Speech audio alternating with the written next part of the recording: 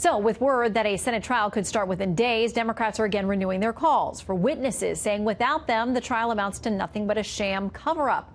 Let's talk about it with a member of the House Judiciary Committee, Republican Congressman from Arizona, Andy Biggs. Good to have you with us tonight, sir.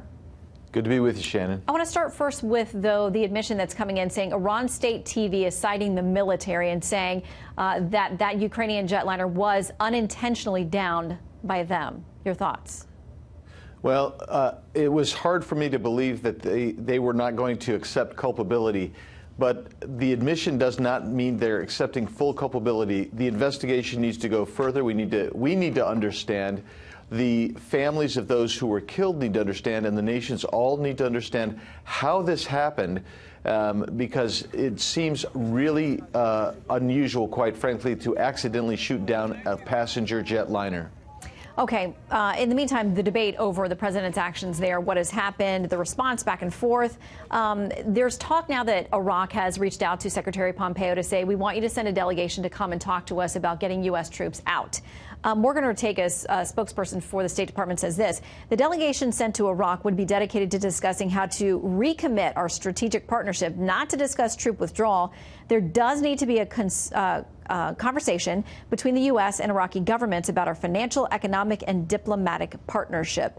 How do we proceed here with now calls from the parliament and others within Iraq saying it's time for you to go?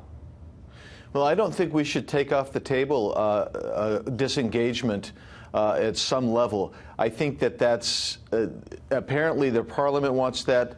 It looks like some people on the street in Iraq want that. And quite frankly, there are many Americans, and the president ran on bringing our troops home from endless wars. I think it's actually probably a propitious time to start talking about potential disengagement.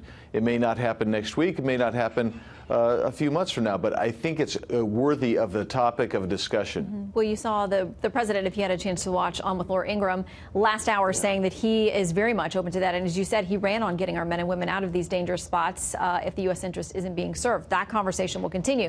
But I want to get back to impeachment, because it looks like as early as next week or the week after, the Senate could actually begin considering this as a trial, moving forward with what the House is sending over.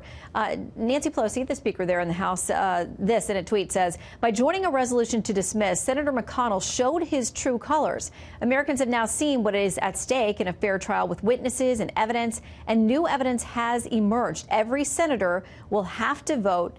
Is there loyalty to the president or to the Constitution? Democrats continue to say that there won't be a fair trial over there with Mitch McConnell in charge.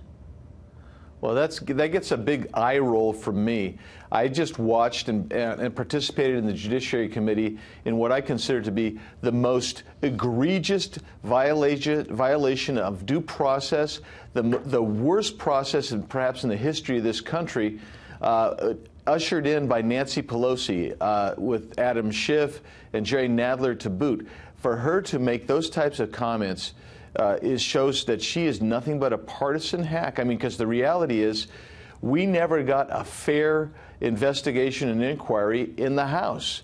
She didn't let it proceed by normal rules, and now she's trying to control what goes on in the Senate.